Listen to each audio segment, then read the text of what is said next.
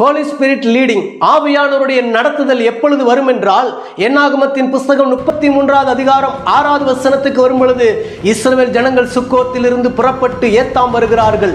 ஏத்தாம் என்பதற்கு விப்தம் அவர்களோடு என்பதாக பொருள்படுகிறது.